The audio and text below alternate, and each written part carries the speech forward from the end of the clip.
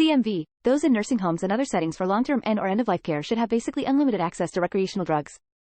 Mixing recreational drugs with prescription drugs usually leads to a bad time.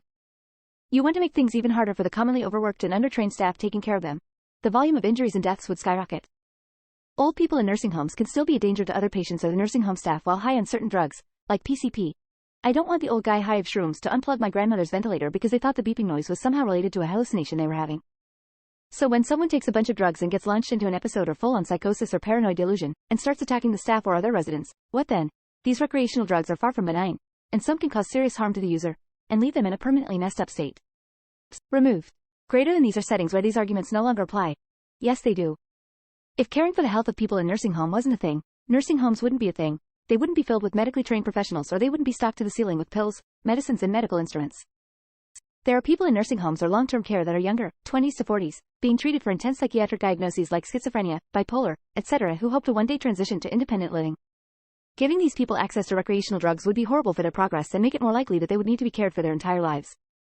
If you have ever worked or talked to someone who works with Jerris, you would not suggest this. Jerris get confused, aren't sure about their surroundings, and hit staff members. When I worked Jerry Psych, there were a lot of patients who got violent at the drop of a hat. You want to give them meth and coke and set them loose on an already understaffed, overworked employees? What does unlimited access mean? Are they given it for free? Is it an included cost? Do they need to pay each time they want something? Because unlimited drugs would probably get expensive, especially if you want any assurance that it's good. Drugs are expensive. Funding could be better spent elsewhere. You'd have to limit the types though. No one wants to have to tackle the suddenly super strong naked grandma who's trying to run down the street. A large proportion of patients in nursing homes, long-term care are there due to a cognitive impairment, such as dementia. Recreational drugs are going to be bad for these patients' cognition. You run a high risk of them getting delirious and/or physically aggressive, which adds an extra burden of care on the workers in the home. I would say so as long as there's no harm to others. Let them enjoy the last days of their time here and on to the next venture wherever that may be. What if it causes the elderly to kill each other? Removed. My wife is a CNA. Her job is hard enough without having to deal with her residents on recreational drugs. As a nurse who works in LTC, flock no lol. Dementia has enough responsive behaviors, the residents don't need to be tripping also. They trip and fall enough sober winking face. I run a nursing home and I don't even accept drug users because of potential risk to my current residents and staff. I mean that's basically what palliative, end-of-life care is. They give you a shit ton of legal drugs so that you die comfortably. Nursing homes? I don't really see the justification for that. People in nursing homes have friends, a life inside their community, and family comes to visit them. You're not sending them out there to die alone. They just need extra care you can't provide.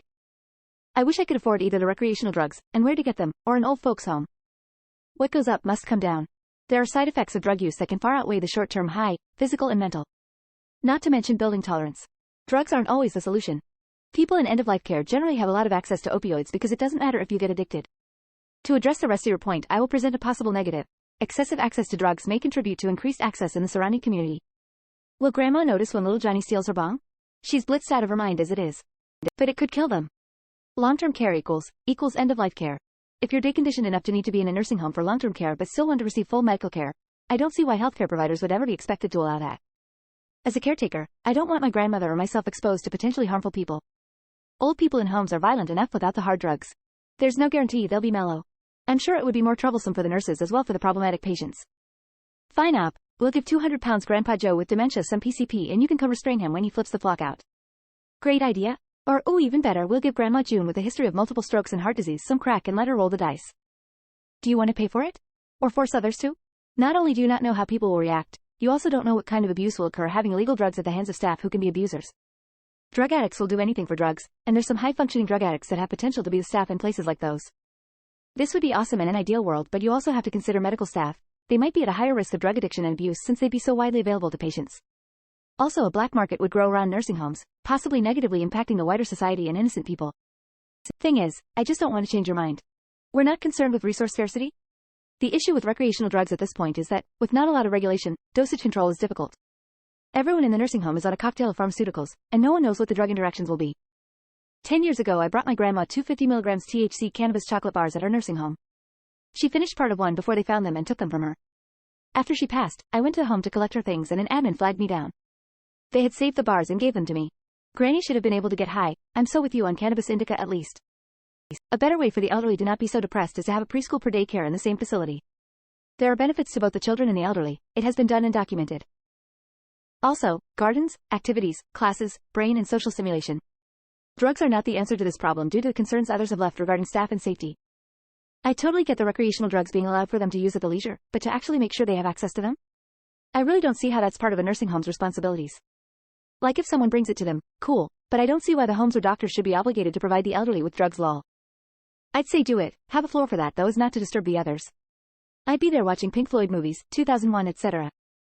Start voting and rallying now. BC when we're old as shit no one is gonna listen to us. Old people tend to be on a lot of meds, who knows how mixing speed and coke with their angina and dialysis is going to go.